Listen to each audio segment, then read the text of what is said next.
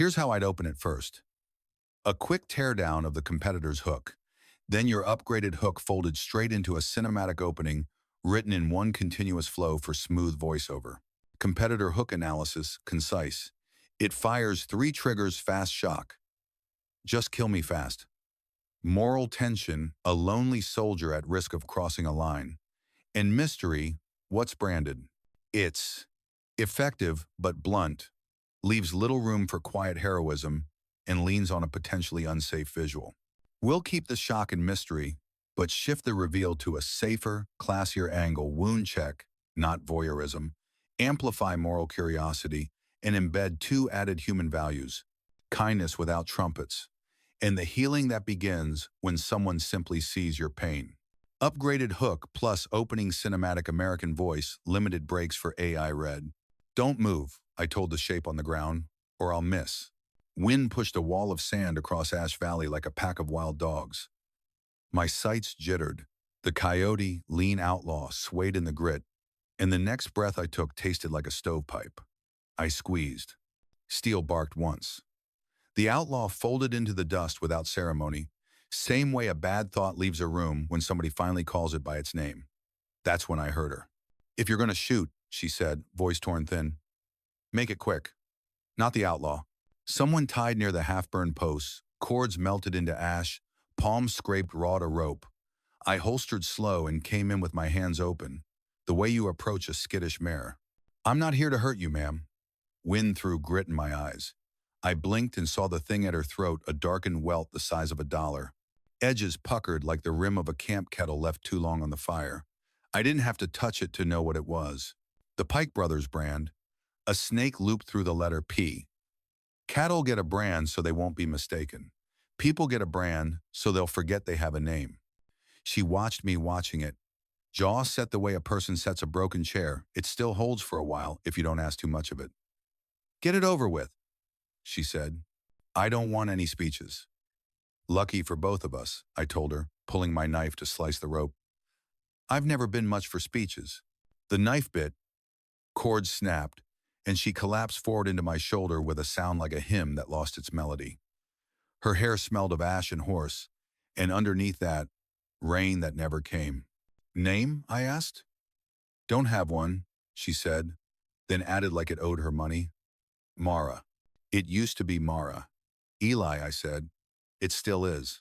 I kept my eyes on the horizon because men have ruined good things by looking too long at what they don't own. "Can you stand?" "I can walk if pride counts as a leg."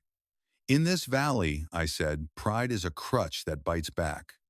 I gave her my coat without looking, the way you hand someone a cup in the dark. She took it like a dare. We moved out of that killing ground in a crooked line, cutting the wind with our shoulders, passing fence posts burned to black knuckles, sagebrush rattling like bones in a medicine drum.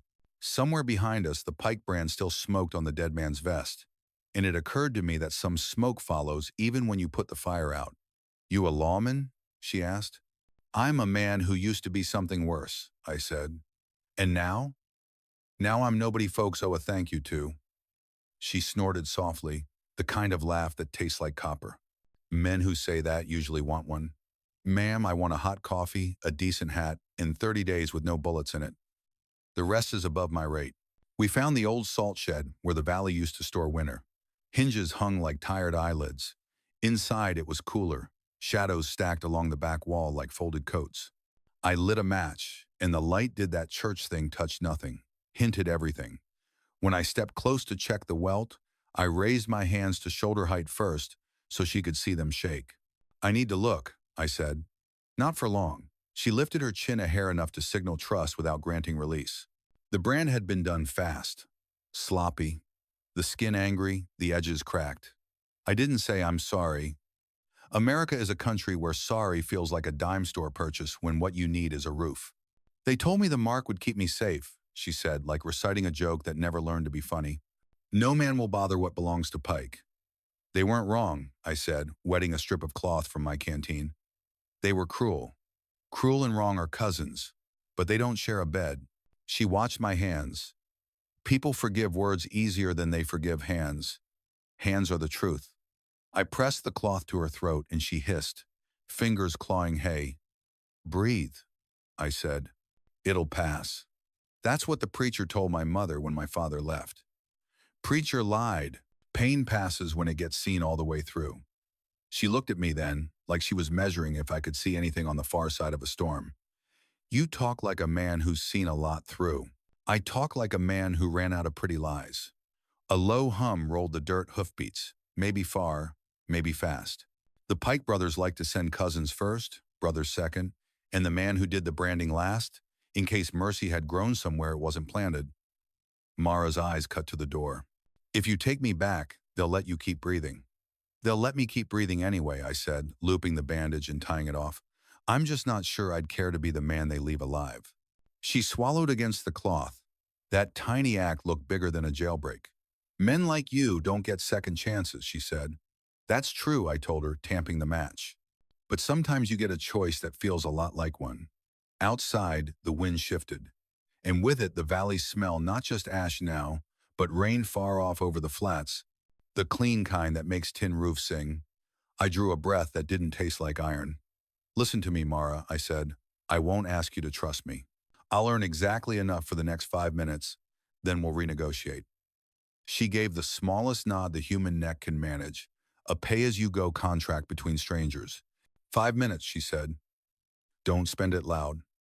I don't spend anything loud. I stepped into the doorway and let the light cut me in half, a man outside and a man inside. Somewhere to the west, a whistle blew the kind ranches use when they want you to come home or stop running. I checked the cylinder, snapped it closed, and glanced back. She looked smaller in my coat and somehow taller without her fear. One more thing, I said. You don't owe me gratitude. You owe yourself a life. She blinked hard, and with that, the room changed shape. Not bigger, just more honest. Out in Ash Valley, dust devils danced like bad ideas. I should have been thinking about roots, water, ammunition. Instead, I found myself thinking about names, how folks keep them, how they lose them, how sometimes the kindest thing a man can do is stand right there while you remember yours. All right, I said, setting my boots in the dust like a promise. Let's go make sure nobody mistakes you again. Ash Valley stretches 100 miles wide and 1 soul deep. The maps still call it territory, but the truth is it belongs to nobody anymore, just wind, crows, and men who owe the world apologies they can't quite deliver. I used to ride this basin under a different flag. Back then we called ourselves regulators. Now folks call us ghosts that never learned where to haunt. Every fence here tells a story of somebody who thought they could own the land, and every busted post is the land's polite way of saying no.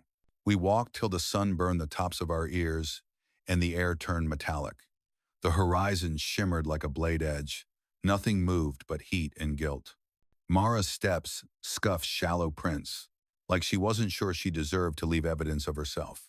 She didn't talk much, and I didn't ask.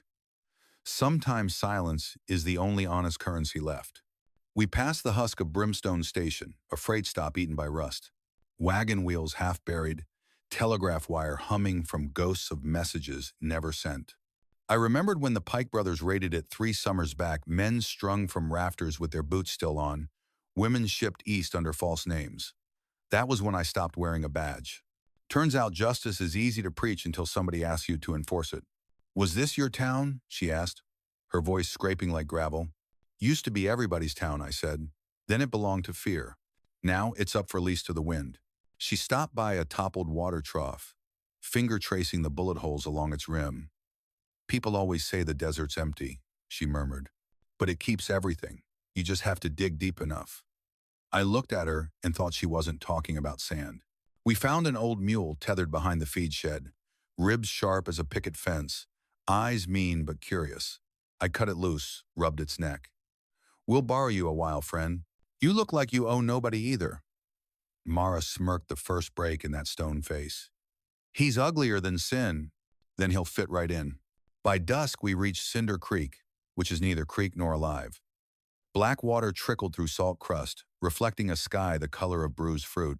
I built a fire small enough not to be noticed, but bright enough to remind us we weren't yet gone. She sat opposite me, arms wrapped around her knees, the brand on her throat, throwing a thin shadow in the firelight. The mark looked angrier now that it wasn't hiding in darkness. You ever had something branded out of you? She asked suddenly. Plenty branded in, I said. A few things burned out by mistake. What'd they call you before, Eli? Nothing worth keeping. She nodded like she understood debts that can't be repaid, only carried quieter. The wind changed, bringing a whiff of sage and rain that never commits. I thought about the second human value I keep tucked in the bottom drawer of my heart, the idea that sometimes all a person needs is to be seen without being judged. So I looked at her, not at the mark, not at the dirt, just her. Long enough for her to notice and short enough for her to keep dignity. She caught it, that rare exchange where nobody says thank you because the act itself is the thanks. Tomorrow, I said, we head north. There's an abandoned telegraph line crosses the canyon. If we follow it, we might find a town with a doctor who still remembers kindness. And if we don't, then we keep walking till kindness remembers us. She laughed once, low and surprised. Sounded like a door creaking open after years of dust. You talk like a man who believes that. I don't, I said, but I walk like one. Oh. We ate hardtack in silence, shared the canteen, watched sparks float into a sky that looked too big for forgiveness. The fire shrank to embers. Somewhere out there, coyotes tuned their hunger to the night. Mara lay down first, her coat pulled tight. I sat awake with my revolver across my knees, listening to the wind dragging the sand around. The sound reminded me of paper shuffling on a preacher's podium stories, erased, rewritten, erased again. When I finally closed my eyes, the valley whispered its lesson. You can't bury what's still breathing, and you can't heal in a place that refuses to witness you. Maybe that's why we stay moving, so the ground behind us doesn't have time to forget our footprints. Tomorrow would bring the chase, the brothers, the choice. But for now, there was only warmth from the smallest fire two lost people could make, and still call it light. Morning didn't so much arrive in Ash Valley as crawl over it, slow and reluctant, like light remembering its duty. The sky was a pale bruise, the kind that never quite heals. Mara woke first. She always did. Years of sleeping among enemies will teach you that dawn is more warning than gift. I found her already by the door, rolling up the blanket, her hair stiff with sand and her eyes half lost somewhere far away. Fire's gone, she said, voice small but steady. Good, I answered. Means no one saw it. We packed what little we had: one mule, 2 canteens, half a loaf of something that used to be bread. As we stepped out, the air smelled of iron and memory. The Pike brothers were still somewhere behind us. Men like them don't sleep until their cruelty's tucked in. By noon, the horizon shimmered with heat, so thick it bent fence posts into question marks. I watched her stumble once, twice, until pride turned to pain. There's shelter ahead, I said, pointing at a weather-gray building that slouched against the rocks like it had given up holding itself upright. It was an old salt shed, left over from the mining days, walls streaked white where brine had eaten through wood. Inside it was cooler, smelled of dust and distance. A single shaft of light came through a hole in the roof, cutting the room like a blade. The air tasted like forgotten prayers. Mara sank down against the wall, breathing hard. I could see her pulse jumping beneath the bandage on her throat. You ever notice, she said between breaths, how salt preserves everything except people? Depends, I said, lowering my pack. Some folks only stay alive because they got salt in their veins. She smiled faintly, the kind of smile you see once in a storm and spend the rest of your life wondering if it was real. I took out the canteen, poured a thin line of water over her hands so she could clean them. She flinched from the cold. You don't talk like a man running from something, she said after a while. That's because what's chasing me doesn't have legs. Guilt? Closer to a shadow. It moves when I do, disappears when I stop looking. She didn't answer, just traced a circle on the floorboards with her finger. A nervous habit, maybe, or a map only she could read. For a moment, we just listened. The tick of cooling metal, the whisper of wind through cracked boards, the kind of quiet that's heavy enough to make you forget language was ever invented. Then she said, they marked me so no one would touch me again. Turns out people don't need proof to hate what they don't understand. I looked at her, not the scar, not the dirter. Maybe that's the trick, I said. You make them look long enough to see a human, not a warning label. Her eyes lifted, wary. You really think anyone sees that deep? I think some do, I said, usually right before they start running from it. I busied myself fixing the mule's reins just to keep my hands from shaking. The world had taught both of us the same cruel math. Attention equals danger. But sitting in that salt-white gloom, something unspoken shifted a small crack in two long frozen walls. She asked, "Why help me?" I shrugged. "Maybe because I once needed someone to prove not everybody's poison." "You find that someone?" "Not yet. Guess I'm still auditioning candidates." That made her laugh, short and startled. The sound echoed off the salt walls like a bird trying to remember its own song. For the first time, she reached toward me not for comfort, but for understanding. Her fingers brushed the cuff of my sleeve. "You're trembling," she said softly. "Been a long time since I touched something that wasn't loaded," I answered. We sat like that for a minute that felt like a confession. Outside, wind howled through the valley, a choir with no words. I unrolled my bedroll, pushed it her way. "You sleep first. I'll keep watch." "You trust me that much?" "No," I said, "but I trust the kind of tired that lives in your eyes. Tired people don't stab strangers. They just want a place to stop counting ghosts." She lay down, pulling the blanket up to her chin, and for the first time since we met, her breathing slowed enough to sound like peace. I sat by the doorway, watching dust drift through that shaft of light, thinking about those two truths life keeps trying to teach me. That kindness means nothing if you expect someone to notice. And that some wounds don't want curing, they just want a witness brave enough to look. Outside, a hawk screamed somewhere beyond the ridge. I didn't look up.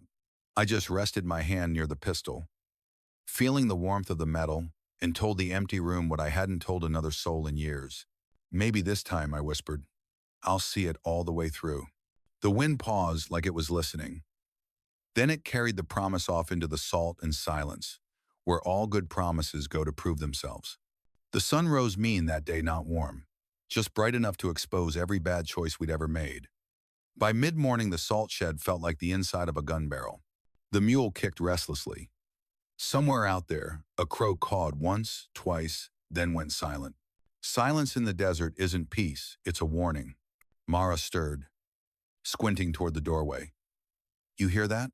"I hear everything I don't want to," I said. It started as a vibration underfoot, small as a heartbeat hooves, maybe half a dozen. Pike's men rode light and fast. They'd learned to move like the law wasn't watching. I checked the Colt, spun the cylinder, felt the weight settle into my palm, like an old sin finding its way home. "They found us?" she asked. "Not yet," I said, "but they're asking the right questions." Her throat worked as she swallowed the bandage already yellowing at the edges. "You could still turn me in. They'd pay you. Maybe even let you live." I looked at her, then at the horizon glowing white. Some men live too long already. We doused the fire, packed fast. Every movement felt like it echoed. Outside, the world baked to silence. I led the mule north, using dry creek beds to hide our tracks. But the wind kept changing, erasing nothing, only rearranging it. By the time we reached the ridge above Cinder Gulch, the sound of pursuit was close enough to taste dust mixing with gun oil and arrogance. 6 riders, maybe 7.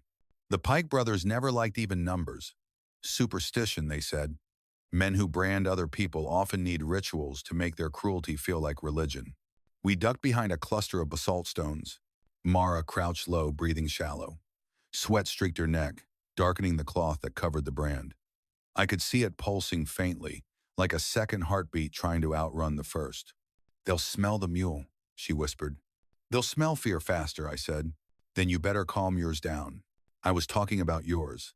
That earned a quick, broken grin before the world fell quiet again. The riders came into view, moving single-file, leather creaking, dust boiling up behind them. The lead man wore a red kerchief and a rifle slung lazy across his saddle. Caleb Pike, the middle brother, the one who smiled while he hurt you. I'd seen that smile once before, a town called Brimstone 3 summers back. He didn't recognize me then, and I prayed he wouldn't now. They halted near the creek bed, scanning. Caleb leaned forward, spit into the dust, and said something I couldn't hear. One of his men dismounted, crouched, and pointed toward our tracks.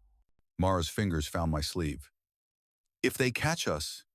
"They won't," I said. "They're too busy believing they can." I handed her the small derringer I kept in my coat. "You know how to use it?" "I've seen it done." "Then aim low. Pain's a better teacher than death. She nodded, gripping the weapon like a secret. I waited till the riders spread out, then slid my rifle barrel through the gap in the rocks. My heart wasn't racing. It was pacing, steady as a drummer at a funeral. One shot cracked mine. The rearmost horse reared, throwing its rider. Dust exploded, shouts followed. I grabbed Mara's arm. Run.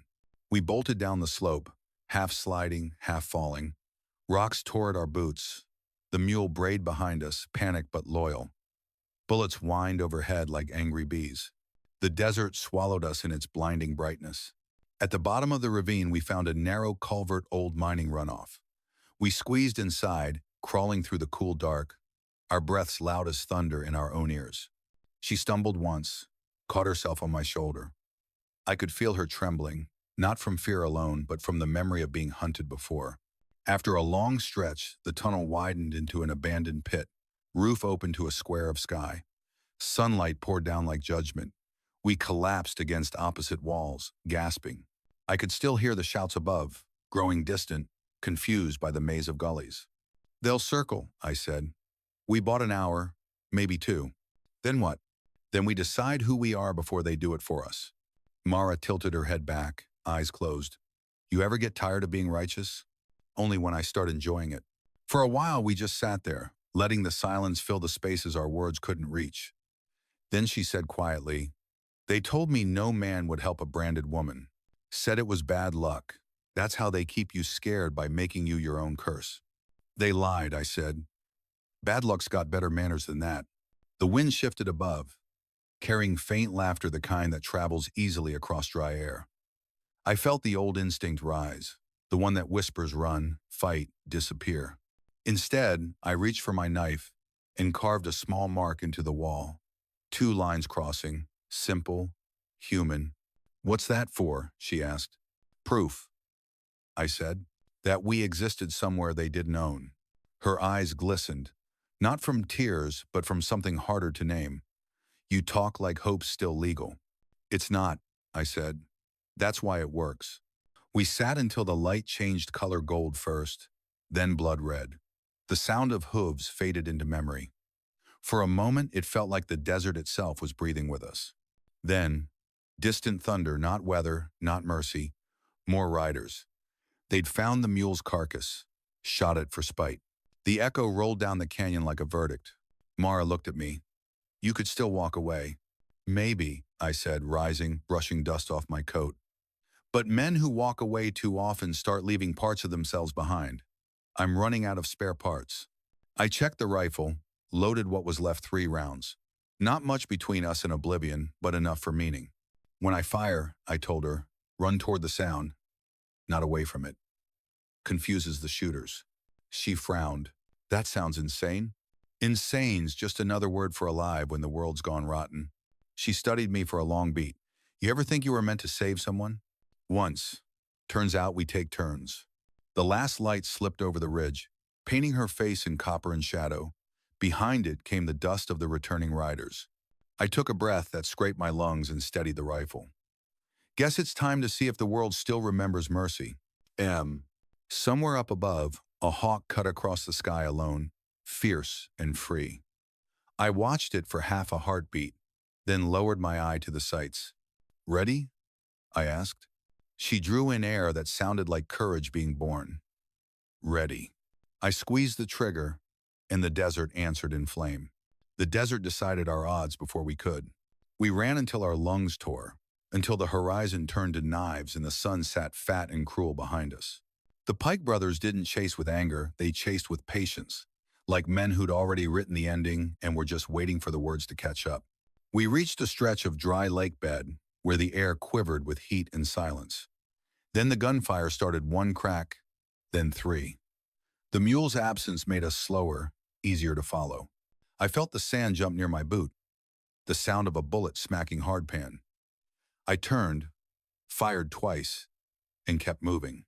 Mara stumbled, caught herself on my arm. Blood trickled down her leg, not deep, but enough to steal her strength. "Keep going," she rasped. "I'm fresh out of miracles," I said. "Then make one up." We dove behind an overturned wagon frame half buried in salt. The wood was gray, fragile as paper. It wouldn't stop much more than a prayer, but prayers were in short supply too. The riders fanned out across the ridge, dust spiraling around them like halos made of hellfire. Caleb Pike raised a hand, signaling a halt. His horse pawed the ground, impatient, sensing the blood in the air. "Eli Draven!" he shouted, voice carrying sharp as a blade. "Didn't figure you for the sentimental kind. You know who you're hauling, don't you?" I didn't answer. Words in the desert have a way of turning on their owners. "She's marked property," he went on. "Same as a steer. You can shoot half my men, and it won't change what she is." Mara's breath came ragged. I felt her trying to shrink, to disappear into herself. That's how cruelty works. It teaches you to agree with your captor's description. I rose slowly, rifle down, hands visible. "She's not property," I said. Caleb grinned, teeth bright as bone. "That a sermon, preacher?" "No," I said. "That's a correction." He laughed, motioning to the men. "Take her alive. I want my mark back where it belongs." They came down like a tide. I fired once, twice hit one, missed two. Then the hammer clicked on empty. The sound of futility. Before I could reload, they were on us. A rifle stock caught my ribs. Another man kicked the weapon from my hand. Mara screamed once short, furious as two of them dragged her up by the arms. Caleb rode closer, dismounted, and drew the branding iron from his saddle sheath. The head still carried a faint gleam, snake wrapped around the letter P. He smiled like a man meeting an old friend. "See, Miss Mara," he said, heating it in the small campfire his men built quick. "You thought running made you free, but a brand's like a prayer, it works even when you stop believing." She spit at him. It hit his boot, hissed in the dust. He laughed, feisty. "Shame about the face, though fire's gonna make it hard to tell if you're crying or melting." I lay there, bleeding from somewhere important. Maybe the side, maybe the pride. The sky flickered at the edges, heat stroke, fear, faith, hard to tell. The smell of burning iron filled the air, familiar and wrong. That's when something broke, not in the world, but in me. The kind of break that doesn't make a sound, just rearranges everything you thought you knew about mercy. I pushed up, staggered forward. One of the men swung at me. I ducked, grabbed his belt knife, drove it into his thigh. He screamed, dropped the iron. Caleb turned, surprise, twisting his mouth. I caught the branding rod in midair. It burned my palm pain pure enough to feel holy. I lifted it high, the snake head glowing orange, dripping sparks. Caleb raised his pistol. "Don't be stupid, Eli." "Too late for that," I said. He sneered. "You think one scar makes her clean?" "No," I said, stepping forward, voice steady as judgment. "One scar makes her seen." And before reason could catch me, I pressed the iron to my own shoulder. The hiss was sharp, animal, absolute. Flesh sizzled, smoke coiled up into the unforgiving sky. The pain didn't come right away, just light, bright, and infinite, swallowing everything else. The smell hit next, copper and penance. Caleb froze. His gun lowered, a fraction confusion or disbelief. I couldn't tell. "Now," I said, voice shaking but loud. "If you own her, you own me too. Same mark, same curse. You want your property, take it all." He stared, jaw working, unsure which sin to commit next.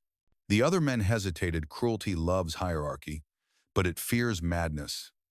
And I looked mad enough to count as holy. The moment stretched. Then Mara moved fast, fierce, deliberate. She grabbed the fallen knife, swung it wide, and cut the rope off her wrists. The blade sliced her skin, drew blood, but she didn't flinch. "Enough," she said. "I'm done belonging."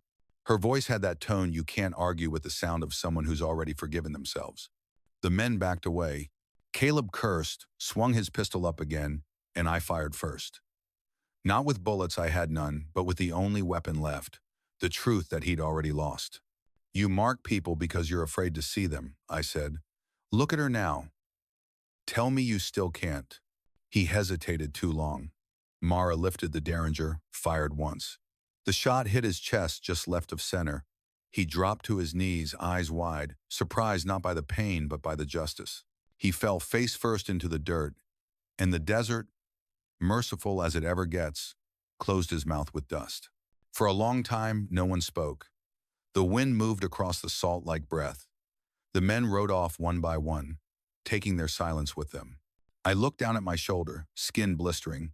The brand burned backward, the snake twisted the wrong way, head biting its own tail. Maybe that was fitting. The mark meant ownership once, now it meant resistance. Mara knelt beside me, wrapped her torn sleeve around my arm. "You're insane," she said softly. "Probably," I said, "but at least now we match." She touched the edge of the wound, not with pity, but recognition. "You didn't free me, Eli," she whispered. "You reminded me I was already free." I smiled, or tried to. "Guess that's progress." The light changed, bleeding orange into red, red into gray. The smell of iron faded to something almost clean. We buried Caleb Pike beneath a cairn of saltstones, the desert's version of forgiveness. Then we sat in the quiet, two strangers bound not by chains, but by understanding. The pain pulsed steady, alive, proof I hadn't vanished yet. "Eli," she said after a while, "why'd you really do it?" I looked at the horizon, where the heat shimmered like memory. "Because somebody once branded me too, not on the skin, but where no one could see. Thought maybe I'd return the favor by breaking the pattern." Mara smiled faintly. And for the first time, the world didn't feel like punishment. Night fell without asking permission. The desert cooled fast, trading its cruelty for a different kind of honesty. Every rock, every broken fence post, cast a shadow longer than itself, as if the land were trying to hide its sins. Mara and I moved slow, side by side, toward a half-collapsed windmill on the edge of the basin. The wind there sounded like an old man whispering stories no one believes anymore. We stopped beside the ruins, built a small fire from dead mesquite. The flame trembled, caught, then steadied. I felt every heartbeat echo in the wound on my shoulder, the backward brand, raw and bright. It hurt in waves, but pain's just proof you're still paying attention. Mara crouched opposite me, her face lit half in gold, half in shadow. She'd washed the dust from her neck at a nearby trickle of water, and her brand looked softer now, like a scar considering forgiveness. For a long time, neither of us spoke. The fire did the talking, crackle, sigh, settle. When she finally broke the silence, her voice was low, almost afraid to disturb the peace. "You shouldn't have done it," she said. "I've done worse. I mean the brand. That thing you burned into yourself. Guess I needed a reminder." Of what? That doing right don't mean doing smart. That earned the ghost of a smile. Then she asked, "Does it hurt?" "Like a sermon I can't walk out of." She laughed quietly, shaking her head. "You talk strange." "I think strange," I said. "Talking just follows." Her gaze drifted to the fire. "You ever wonder if the world gets tired of watching us bleed?" "All the time," I said. "But it keeps watching anyway. Guess it likes the company." She looked up at me, eyes glinting like wet stone. "You ever get tired of saving people who don't ask for it?" "Every damn day," I said, meaning it. "But that's not why I do it." "Then why?" "Because the world's too good at teaching folks they're alone. Someone's got to be stubborn enough to argue." She didn't answer, just reached across the fire, held out her hand. I hesitated. Firelight makes people braver than sense allows, but I took it anyway. Her palm was calloused, warm, alive. For the first time since this whole mess began, the silence between us felt full instead of empty. The windmill creaked above, turning once, slow and tired. Sparks drifted upward, fading into the night like tiny prayers that knew better than to ask for too much. I thought about Caleb Pike buried under salt, about the men who rode away with their silence. Maybe they'd tell stories later, the kind that make monsters sound noble. Or maybe they'd forget. Either way, the desert doesn't keep score. It just remembers shapes. Mara squeezed my hand once before letting go. "You still think anyone can start over?" "I think some of us have to," I said. "Otherwise, the past gets too crowded." She stared into the fire, eyes reflecting twin worlds. "What'll you do now?" "Same thing I did before," I said. "Walk until the guilt changes shape." "And me?" "That's up to you." Her lips curved into something almost like peace. "I don't even know who I'd be without the mark." "Maybe that's the good part," I said. You get to decide this time. The fire popped. A single ember landed near her boot, fizzled out. She leaned forward, elbows on knees. They branded me to erase my name, she whispered. But now that I think of it, maybe they just burned the wrong thing. I nodded. Yeah, they missed the part that mattered. We sat a while longer, letting the night breathe around us. Coyotes sang far off, their voices thin and sad, like they knew all about belonging nowhere. Eventually, she stood. I'm leaving at first light, she said. I looked up. You got somewhere to go? No, but staying here feels like dying slow. Fair enough. She hesitated, then added, You coming? I smiled faintly. Somebody's got to clean up the fire. She studied me not the way a woman studies a man, but the way a survivor studies a possibility. You'll be all right? I'm usually not, I said, but that never stopped me. She stepped closer, knelt by me, and for the first time since that night she arrived in the rain, she looked straight at me without flinching. Her eyes were dark and certain. Eli, she said, you gave me something I can't repay. You don't have to, I told her. Just don't let the next man tell you who you are. She reached into her coat and pulled out the small derringer, the same one that took Caleb Pike's last breath. She pressed it into my hand. Keep it, she said. I'm done letting things define me. I took it, felt its weight light as closure. Mara, I said quietly, you remember what I told you back in the salt shed? About earning trust 5 minutes at a time? She nodded. Well, you paid for a lifetime. Her smile broke the dark in a way the fire couldn't. That's dangerous talk for a man who says he's done saving people. Maybe I just learned to save the part worth keeping. She turned away, and the night swallowed her shape by degrees, coat first, hair next, until only her footsteps remained. They faded slow, like rain pulling back from dry earth. I sat there until the fire burned to coals, thinking about all the things we leave behind to become someone else. When the last flame died, I whispered the only prayer I still remembered. Let her be seen. Let her be safe. Then I took my knife and cut the bandage away from my shoulder. The brand was ugly, blistered, swollen, glowing faintly in the firelight's ghost. I pressed my palm over it and closed my eyes. The pain came back, sharp and merciful. It didn't feel like punishment anymore, it felt like proof. The wind shifted, bringing a smell of rain at last. Somewhere far east, lightning stitched the horizon. The storm was coming, slow and sure. Maybe that was the desert's idea of grace, to hurt first, then heal. I leaned back against the windmill, watched the sparks fade one by one, and for the first time in a long time, didn't feel the need to run. The firelight pulsed against my skin, warm and human, like a promise made quietly between two souls who finally understood. You don't have to be unmarked to be whole. You just have to be witnessed. Dawn in Ash Valley doesn't arrive. It leaks in. A thin gray light slid over the basin, touching every salt stone, every bent nail, every place where a name once lived and was lost. I woke to the sound of windmills groaning somewhere to the east, metal praying to wind, like old soldiers talking to ghosts. The fire was gone. Just a circle of ash with a heartbeat of red at its center. Mara was nowhere near. Only her footprints in the dust, heading toward the rise, and the faint smell of rain where she'd stood. She'd taken nothing but her coat and her chance. In her place, she'd left a strip of fabric torn from her sleeve, the one she'd wrapped around my shoulder. I lifted it, saw the faint outline of blood and salt, and tied it back around my arm. The wind pushed soft against me, like it wanted me to follow.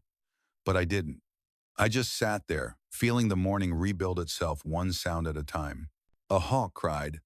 The earth cracked softly. Somewhere, the desert remembered mercy. I thought about all the things I used to believe.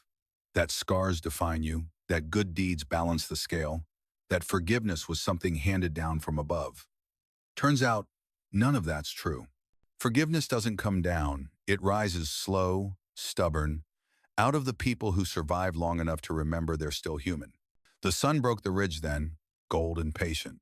It hit the brand on my shoulder, and for the first time, I didn't flinch. The skin was rough, uneven, imperfect, but mine.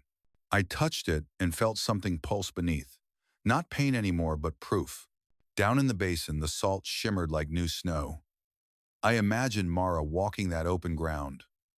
the wind erasing her footprints before anyone could follow. Maybe she'd find a town, maybe she'd vanish into myth. Either way, she'd earned both. I stood, holstered the derringer she'd left me, and turned toward the long stretch north. Every mile of it looked empty, but so does every beginning until someone walks it. As I started moving, I heard her voice not out loud, but the kind that stays behind. They branded me to erase my name. I smiled, just enough to taste it. Guess the fire didn't take. The wind caught the words, carried them east, where the storm had been the night before. Clouds moved slow over the flats, silver edges catching sunlight. The smell of rain lingered. The world felt wide again. And as I walked, I thought about what we leave behind in people, how sometimes the kindest mark you can make is the one that doesn't burn but stays. That morning the valley looked cleaner, not because it was, but because someone finally saw it all the way through. And for the first time in years, I did the same. If this story found you somewhere quiet tonight, maybe it's because some part of you still believes that mercy can outlast memory. Out here in the Wild West, nobody walks away clean. But sometimes, just being seen is enough to start over. If it moved you, share it forward. Let someone else remember that kindness doesn't need witnesses to be real. Leave a thought below your own firelight promise, and tell me what you'd keep burning for. And if you'd like to ride along for more tales of broken people finding their way home, subscribe to Known Wild West Saga. I'll be waiting by the next campfire with another story that remembers how to heal.